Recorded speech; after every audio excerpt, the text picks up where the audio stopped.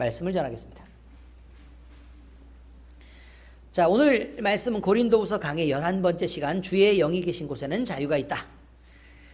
오늘은 성탄 주간을 맞아 첫날을 구분하여 드리는 성탄 기념주일 예배로 드리고 있습니다. 예수님이 이 땅에 오셨습니다. 자, 이것은 그냥 우리로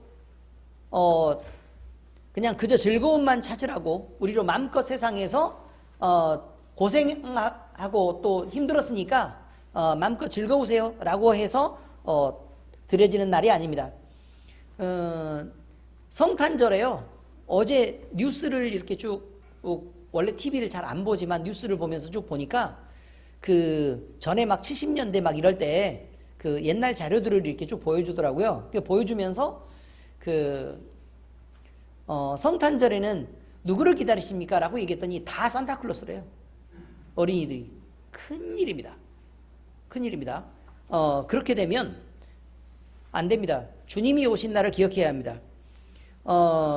우리 예수님은요, 이 땅에 오신 것에 대한 분명히 이유가 있습니다. 죄의 세상에서 우리가 억눌리고 어쩔 수 없이 죄인이 되어서 죄를 범할 수밖에 없는 그런 존재로 살아가다가 병들고 또 악한 영에게 사로잡히고 하나님을 모른 채 이 세상에서 자기 뜻대로 어지럽게 살 수밖에 없는 그런 존재들, 그리고 그렇게 살다가 영원히 심판받고 죽을 수밖에 없는 우리에게 자유를 선포하고 구원을 주시려고 이 땅에 오신 것입니다. 이 일을 이루시기 위해서 예수님은요, 영광의 하늘 보좌를 떠나야 했고 이 땅에 사람의 몸을 입어야 했습니다. 그리고 자기 백성들에게 오셔서 천국 복음을 전했고 또 병든 자를 치료하시고 귀신을 쫓아내는 사역을 하셨습니다. 그런데 그 복음을 듣고 또 그 혜택을 받은 사람들은 메시아이신 예수님을 부인하고 그를 핍박했으며 그를 거부하고 모사를 꾸며서 없는 죄를 뒤집어 씌워서 생명의 주님을 십자가에 못 박아서 죽였습니다. 우리는 이렇게 하시려고, 다시 말하면 욕먹고 부인당하고 십자가에 못 박히실 것을 뻔히 알면서도 이 땅에 오신 우리 예수님을, 지금 아기로 오신 예수님을 우리의 죄를 용서하시기 위해서 오셨기 때문에 기뻐하고 있는 것입니다. 그러나 그가 당할 고난과 그가 당했던 어려움들을 우리가 그저 간과하고 그렇게 넘어가면 성탄절이 아닙니다. 우리는 이제라도 하나님이 예수님을 보내시기 위해서 그 마음에 감당하셔야 했던 성탄의 무거운 마음을 함께 느끼고 죄송한 마음과 함께 감사와 영광과 그에 합당한 찬양을 돌리는 그런 성탄을 생각해야 할 것입니다. 오늘은 그런 성탄 주일입니다. 오늘 말씀은요, 주의 영이 계신 곳에 자유가 있다는 말씀으로 우리 함께 말씀을 나누겠습니다. 본문 말씀을 보면 이렇게 되어 있죠. 우리가 이 같은 소망이 있으므로 담대히 말하노니 우리는 모세가 이스라엘 자손들에게 장차 없어질 것의 결국을 주목하지 못하게 하려고 수건을 그 얼굴에 쓴 것 같이 하노라. 이게 무슨 말이냐면 하나님을 뵈고 나서요, 얼굴에서 빛이 나는 거예요. 빛이 나고 있으니까 사람들이 거기에 주목해서요, 야, 저 사람 대단하다. 저 사람 대단하다. 정말 저 얼굴이 빛이 나는구나 라고 생각하는 그런 것들을, 그렇게 실수하는 것들을 없애게 하려고 모세는 자기의 얼굴을 가렸다, 이렇게 말하고 있습니다. 그러나 그들의 마음이 완고하여 오늘까지도 구약을 읽을 때 그 수건이 벗겨지지 아니하고 있으니, 자, 이게 뭐냐면 율법이라 이 말이죠. 율법에서 그 진짜 뜻을 발견하지 못하고 껍데기만 갖고 지금 계속해서 성경을 보고 있다라고 지적하고 있습니다. 그 수건은 그리스도 안에서 없어질 것이라. 이제 율법이 가지는 껍데기가 벗겨지고 그 알맹이가 드러나게 될 것이다 라는 말입니다. 오늘까지 모세의 글을 읽을 때 수건이 그 마음을 덮었도다. 그러나 언제든지 주께로 돌아가면 그 수건이 벗겨지리라. 주는 영이시니 주의 영이 계신 곳에는 자유가 있느니라. 그러면 율법은 자유가 있는 거예요, 없는 거예요? 없는 거라고 말합니다. 율법은 속박하는 거라고 얘기하죠. 우리가 다 수건을 벗은 얼굴로 거울을 보는 것 같이 주의 영광을 보매, 우리가 거울로 보는 것 같이 얘기할 때 고린도 후서를 공부하고 있지만 어디가 생각나야 돼요? 고린도전서 13장에서 무엇을 설명할 때? 그렇죠. 사랑을 설명할 때 뭐라고 얘기했죠? 지금은 부분적으로 보지만 그때는 완전하게 주님을 보고, 지금은 거울로 보는 것 같이 희미하나 그때서는 주께서 나를 아신 것 같이 내가 주를 알리라. 이렇게 지금 설명하고 있죠. 뭐 하면요? 그 나라가 오면요. 그 나라가 무슨 나라죠? 온전한 사랑이 회복되는 그날. 자, 그때가 오면 그렇게 된다 이 말이죠. 자, 우리가 다 수건을 벗은 얼굴로 거울을 보는 것 같이 주의 영광을 보매 그와 같은 형상으로 변화하여 영광에서 영광에 이르니 곧 주의 영으로 말미암음이니라. 자, 그러면 이 말씀은 주의 영으로 말미암아 우리가 하나님이 우리를 사랑하시는 온전한 사랑에 이르게 되고 그 사랑을 발견해서 감동해서 그것으로 마음에 큰 움직임이 일어나고 회개가 되고 주를 영으로 만나는 사람들이 이제 율법을 의무적으로 지키면서 괴로워하고 힘들었던 그 짐을 벗어버리고 자유롭게 하나님을 마음껏 사랑하는 때가 오게 된다라는 말을 하고 있는 것입니다. 자, 오늘 성경 말씀에 나타난 몇 가지입니다. 첫 번째는 율법의 수건으로 가려지면 은혜의 빛을 볼 수 없다입니다. 자, 오늘 본문 말씀 보면 모세가 시내산에서요 하나님을 배운 후에 내려왔을 때 그 얼굴에 막 광채가 막 이렇게 난 거예요. 그러니까 사람들이 하나님의 빛을 보면 어떻게 돼요? 빛을 보면 다 죽죠.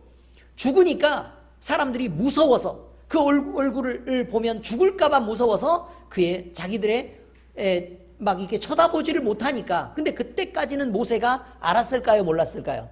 성경을 보니까 자기 얼굴에 빛이 나는 걸 모르고 있었다는 거예요. 모르고 있었다. 그런데 그리고 나서 하나님의 말씀을 쭉 이렇게 전하고 나서 보니까 하나님의 명령을 전하고 보니까 사람들이 두려워하고 있는 것을 보고 그때서야 모세가 자기 얼굴에 빛이 나고 있다는 걸 깨닫고 그 다음에 말씀을 전한 후에는 얼굴을 이렇게 가렸다 이 말이에요. 물론 하나님 앞에 나아갈 때는 그 수건을 다시 벗었다라고 얘기를 하죠. 그 말씀이 출애굽기의 기록에 나와 있는데 그 내용을 여러분이 다시 한번 읽어보면 되겠습니다. 자, 여러분, 모세의 얼굴에 나타난 빛이 모세라는 사람이 만들어서 또 그 사람 속에서 드러나는 빛나는 빛이 아니었어요. 누구를 만났기 때문에요? 하나님을 오랫동안 뵙고 있으니까 그 빛이 몸에 스며들어서 다시 이렇게 새어나오는 것이었다. 이렇게 얘기하는 것입니다. 그런데 문제는 이거예요. 하나님의 빛을 본 사람들은 어때야 돼요? 죽어야 된다 그랬잖아요. 그죠? 그런데 모세가 내려올 때 그 빛을 이스라엘 백성들이 봤어요? 안 봤어요? 봤잖아요. 죽었어요? 안 죽었어요? 안 죽었죠. 그러니까 그 빛은 다른 빛이었다는 것입니다. 자, 하나님이 우리에게 율법을 주실 때에 대한 의미를 우리가 알아야 되는데 하나님이 우리에게 율법을 주실 때는 공의의 하나님이 너희가 이 법을 줄 테니 이 법을 못 지키면 너희는 죄인이니까 다 죽어야 돼 라는 의미로 하나님이 십계명을 주신 게 아니라고 얘기하는 것입니다. 십계명을 주실 때는 그 모세의 얼굴에서 나는 빛과 같은 의미로 주신 것인데 그 빛은 뭐냐면 공의로 심판받을 자들에게 율법을 보고 너희의 부족함을 알고 그 빛을 향해 가라고 얘기하는 것입니다. 그 빛이 누구죠? 예수 그리스도입니다. 그 예수 그리스도를 발견하고 그 빛을 향해 나아가라고 주신 것이 바로 율법이라 이 말이에요. 그러니까 율법을 잘못 해석하면 그저 그 말씀을 지키라고 얘기했으니까 그 말씀을 죽으라고 지키다가 잘못하면 소 죽이고 또 잘못하면 양 죽이고 잘못하면 비둘기 죽여서 자기의 모든 죄가 용서될 것처럼 그렇게 생각했었단 말입니다. 하나님이 언제 법을 지키는 것으로 의로워지라고 얘기했습니까? 하나님이 마음을 요구하신 거 아니냐 이 말이에요. 우리의 마음의 중심을 요구하시고 우리의 마음의 중심에 사랑을 요구하셨던 것인데 그저 이렇게 살아야 돼 저렇게 살아야 돼 이거 잘못하면 혼나야 돼 저거 잘못하면 혼나야 돼 라는 것에 대한 개념만 있고 너는 사랑하는 내 자식이다 개념도 없고 그래요 아버지는 내 사랑이시죠 라고 고백하는 그 사랑의 관계가 없이 그저 지키는 것만으로 어떻게 친밀한 관계가 유지가 될 수 있겠냐 이렇게 지금 얘기하고 있는 것입니다. 성경은 모든 사람이 죄인이므로 하나님의 영광에 이를 수 없다고 단언합니다. 이것은 율법적인 기준에 의해서 하는 말입니다.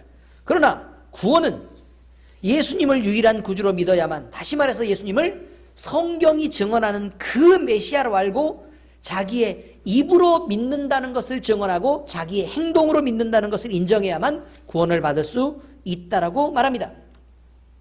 모세의 얼굴에 가려진 수건은 걷어내야만 빛을 볼 수 있는 것입니다. 걷어내야 빛을 볼 수 있는 것입니다. 모세는 율법을 의미합니다. 모세의 얼굴에서 빛이 나오지 못하도록 수건이 가려져 있었습니다. 이것은 율법이 은혜의 빛을 덮었다라는 말입니다. 왜요? 그들이 두려워하니까. 그들이 은혜를 두려워하니까. 하나님의 낯을 뵈는 걸 두려워하니까 모세가 그것을 일시적으로 덮었단 말입니다. 그것이 예수님이 오시기까지의 시대를 의미합니다. 율법은 죄를 깨닫게 하여 정죄하는 심판의 역할을 합니다. 그러나 율법 위에도 은혜의 빛이 임했다는 것. 다시 말해서 모세의 얼굴이 빛났다는 건 율법 위에 은혜의 빛이 드러나서 빛났다는 사실을 얘기하고 있고, 이 은혜의 빛은 죽음을 부르는 것이 아니라 구원을 보도록 하는 것입니다. 그 빛은 바로 예수 그리스도다, 이렇게 말하고 있는 것입니다. 자, 두 번째, 주의 영이 있는 곳에 자유가 있다고 오늘 본문이 말합니다. 그러므로 우리는 예수님, 주의 영이 있는 곳에 자유가 있으니까 예수님을 알아야만 합니다. 이단이라는 게 뭡니까? 성경이 말하는 데서 어느 것 하나만 잘못 이해하고 주장해도 이단이 되고 정죄를 받습니다. 특히 목사들은 더욱 그렇습니다. 지금 거의 모든 걸 다 성경 그대로 다 설명하고요, 어느 것 하나만 삐딱해서 조금만 잘못 얘기해도 그거 꼬투리 잡고 다 이단 시비 거는 것들이 지금 세상입니다. 그러니 조심하지 않을 수가 없습니다. 여러분, 그런 엄격한 기준으로 판단하면 이 시대에요, 이단이 아닐 사람이 얼마나 되겠습니까? 어떤 사람이 이단이 아닙니까? 대체 여러분도, 그리고 목사인 저도 모든 성경을 이해하고 정확하게 모든 성경을 다 알고 바른 신앙으로 간다고요? 아니요, 아직 멀었습니다. 저도 부족하고 여러분도 부족합니다. 그래서 끊임없이 하나님의 말씀하시는 그 말씀을 이해하기 위해서 노력해야 하고 은혜를 구해야 합니다. 하나님의 말씀에 비추어서 지금도 잘못됐다고 하면 언제든지 고쳐나가려고 하고 또 그렇게 애쓸 뿐입니다. 그런데 옳고 그름을 자기 생각대로 판단하면 절대로 성경을 알 수 없습니다.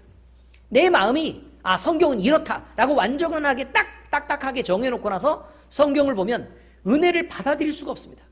사람의 이성과요, 사람의 판단과 지식은 절대로 하나님을 담을 수 없을 만큼 그렇게 완벽하게 크지 않습니다. 성경은 이것을 설명하고 있습니다. 넌 부족하다. 그런데 우리는 예수님을 믿고 있습니다. 그 예수님을 믿으면 우리는 우리 죄를 대속하시는 대속의 은혜를 입게 되므로 사망에서 생명으로 옮겨지는 구원을 받게 되고, 주의 영이 우리에게 오셔서 우리를 가르치시면 예수님을 점점 더 많이 알아갈 수 있다고 말합니다. 그러므로 성경은 주의 영이 있는 곳에, 다시 말해서 성령이 우리를 인도하시면 정죄와 사망의 율법을 넘어선 자유를 누리게 된다고 말합니다. 여기서 진리는 예수 그리스도입니다. 그래서 이 말씀을 자기를 믿은 유대인들에게만 말씀하신 것입니다. 요한복음 다시 읽어보시죠. 요한복음 8장 31절에서 32절까지입니다. 시작. 그러므로 예수께서 자기를 믿은 유대인들에게 이르시되 너희가 내 말에 거하면 참으로 내 제자가 되고 진리를 알지니 진리가 너희를 자유케 하리라. 그 진리가 뭐예요? 예수 그리스도를, 예수님이 그리스도라는 것입니다. 예수님이 그리스도다. 이게 중요합니다. 그런데 그 예수님이 그리스도라는 거 알라 그러면 예수님을 자기 마음의 생각대로 바꿀 것이 아니라 성경에 있는 그대로의 예수님을 믿어야 된다는 것입니다. 성경에 있는 그대로. 그런데 우리는 성경에 있는 그대로의 예수님을 잘 모릅니다. 그러니까 성경을 많이 읽어야 되고 성경을 배우고 공부해야 되고 설교 말씀을 듣고 끊임없이 우리가 노력해야 된다라고 지금 얘기하고 있는 것입니다. 엄청 중요합니다. 오늘 말씀에요, 오늘 말씀이 아니라 오늘 예배를 시작하면서 예배의 부름에 이렇게 말했습니다. 지극히 높은 곳에서는 하나님께 영광이요 땅에서는 하나님이 기뻐하신 사람들 중에 평화로다. 어떻습니까?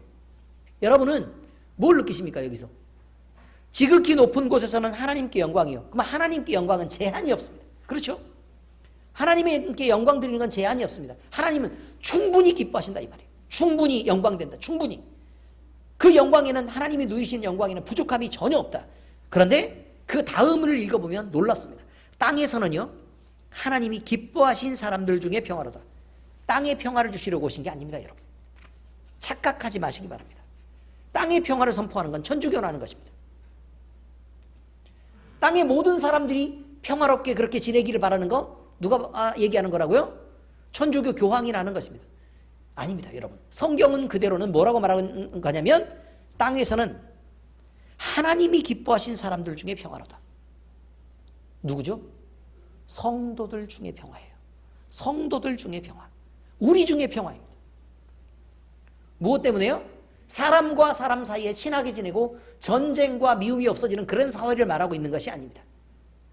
우리 마음속에 사탄 마귀로부터 짓눌리고 고통당하고 힘들고 어려움을 당하면서 온갖 싸움 속에 괴로움을 당하고 있는 사람들이 예수 그리스도의 복음을 믿어서 그들이 진정한 자유를 누리면서 평화를 얻게 되는 것을 의미하고 있습니다.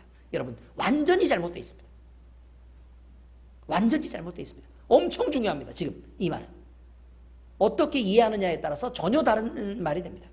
그래서 많은 사람들이 그렇게 말하고 다닙니다. 평화, 평화, 평화.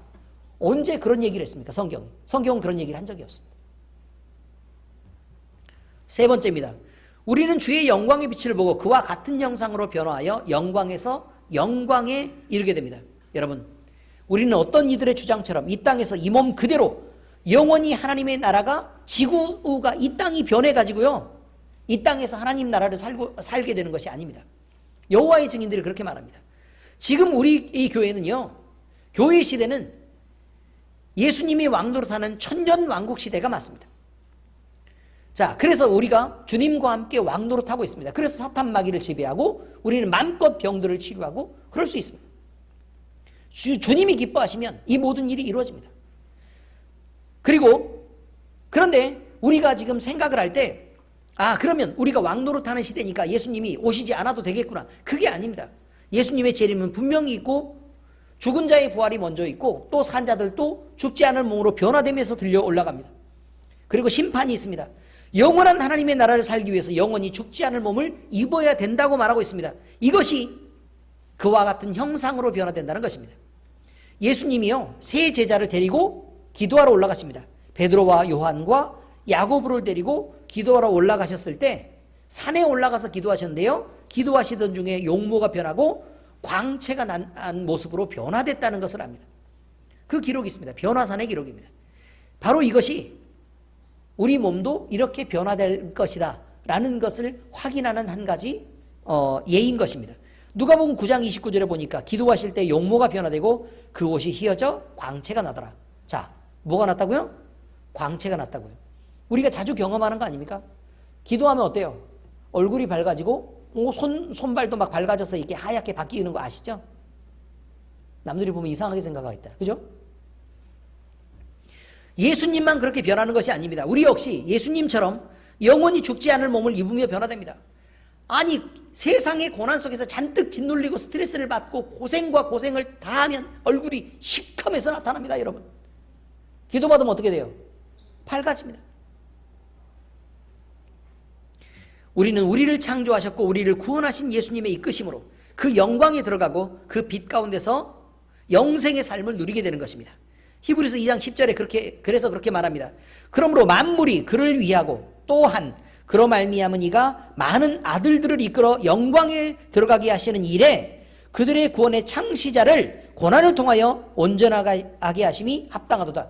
보세요. 예수님이 나시고 고난을 받고 죽어주시는 그것을 인해서 많은 아들들, 다시 말해서 우리가 함께 주와 함께 영광에 들어가는 것, 그것을 위해 만물이 그를 위하고 또한 그가 말미암았다라고 얘기하고 있는 거 아닙니까? 그래서 이 세상이 존재하는 이유도 누구 때문이라고요? 우리 때문입니다. 우리 때문. 우리 때문에 우리가 예수님의 모습과 비슷한 그 영광의 모습으로, 그와 닮은 모습으로 변화돼서 영생을 누리게 하기 위해서 이 땅이 지금 현재 존재하고 있는 것입니다. 존재의 이유를 분명히 알아야 합니다. 이 땅은 괜히 있는 게 아닙니다. 자, 이제 성경 말씀의 적용입니다. 첫 번째, 육신과 육신에 속한 가치는 사람을 가두며 억누릅니다. 아직 육신에 속한 사람은 저주 아래에 있는 것입니다. 그러니까 자신이 아직도 저주 아래에 있는지 확인하고 싶으시면 자신이 육신에 속한 자인지 영에 속한 자인지를 확인하면 된다고 얘기하고 있습니다. 예레미야 말씀이 그 아래에 있습니다. 자, 그러므로 우리는 그 말씀을 참고로 해서 육신에 속하기를 기뻐하고 아직 육신에 속해 있으면 저주만 벗어버리려고 하고 세상은 마음껏 누리면서 살게 해달라는 그 기도도 아무 소용이 없다는 것을 알아야 합니다. 이해가 잘 되십니까? 이 세상에서요, 불편한 것들은 다 제거하고 내가 즐거운 것들은 마음껏 누리면서 살고 싶어요 라고 얘기하는 것은 예수 믿는 게 아니라 이 말이에요. 아직도 그것을 꿈꾸는 사람들은 저주 아래에 있는 것입니다. 그러므로 우리는 우리가 육신에 속한 자인지를 생각해 보아야 합니다. 육신에 속한 자는 하나님보다 세상의 가치를 높게 두고 있습니다. 그러면 하나님보다 세상의 가치를 내가 높게 두고 있다면 난 육신에 속한 자입니다. 확인 한 가지입니다. 자, 다음입니다. 육신에 속한 자는 하나님께 영광되는 일보다 내가 인정받고 사랑받는 일이 더 급합니다. 그리고 그것을 더 즐거워합니다. 하나님께 영광을 돌리는 것으로 우리가 마음에 뿌듯하고 그 감동을 느끼고 감격하는 것이 아니라 칭찬받고 이쁨 받는 것이 더 좋다면 여러분은 육신에 속한 자입니다. 육신에 속한 자, 그냥 그렇게 말하면 안 되죠. 저 아직도 저주 아래 있는 자입니다.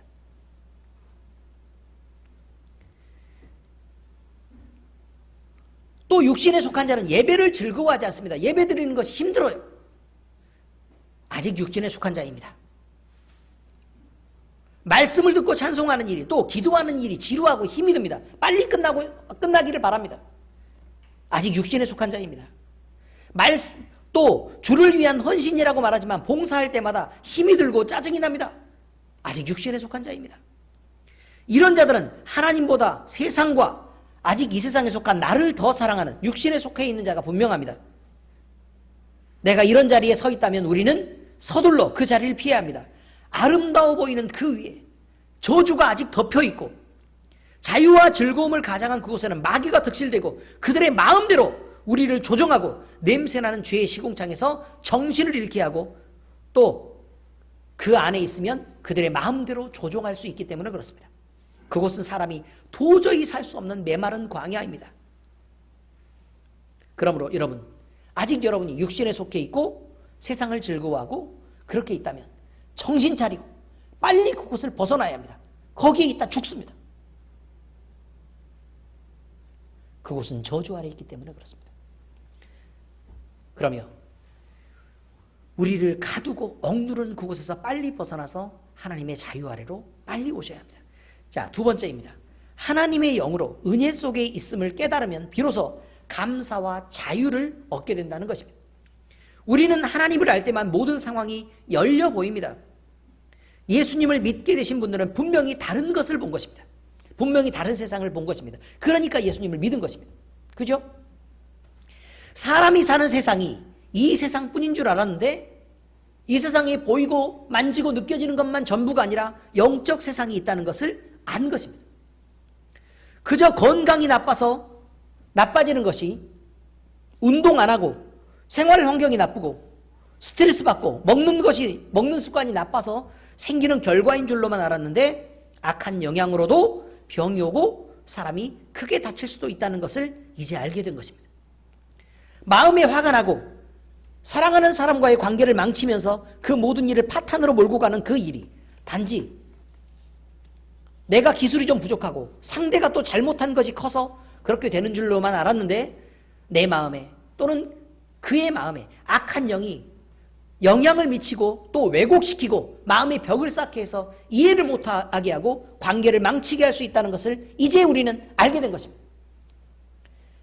그래서 하나님이 주신 영적 감각으로 보고 느껴서 세상도 보이고 또 세상이 지나왔던 역사들도 보이고 사람들의 마음 먹고 고집스럽고 또 말도 통하지 않도록 이상하게 계속 한 곳으로 몰아가는 그 심리들이 보이게 되는 경험을 하게 된 것이라 이 말이에요. 그래서 우리는 예수님을 믿고 있는 것입니다. 세상을 가진 것보다 하나님께 속한 것이 그러므로 참 복으로 느껴질 수 있는 것입니다. 주의 말씀을 듣고 순종하는 것이 내 경험과 판단의 지혜를 의지하는 것보다 더 나은 것을 이제서야 인정할 수 있게 되는 것입니다. 주님이 이끄시는 게 더 낫다는 것을 안 것입니다.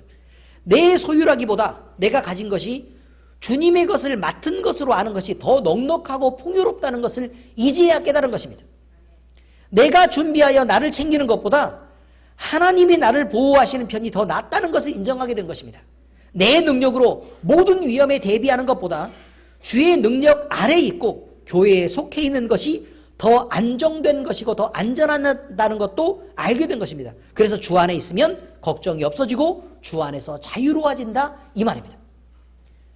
그래서 주를 알면 주의 영이 있는 곳에 자유가 있다는 말이 그런 뜻이라는 것을 우리가 알아야 된다는 것입니다. 세 번째입니다.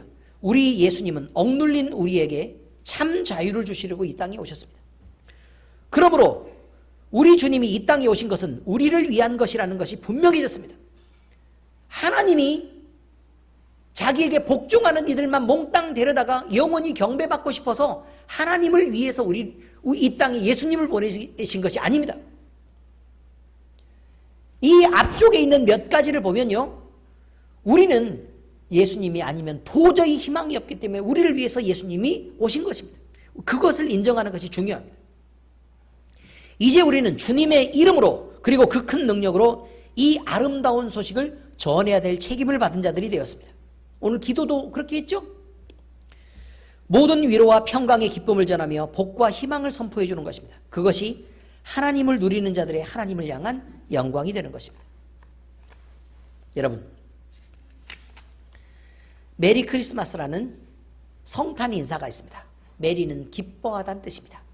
크리스는 크리스토스를 의미하고 마스는 미사를 의미합니다.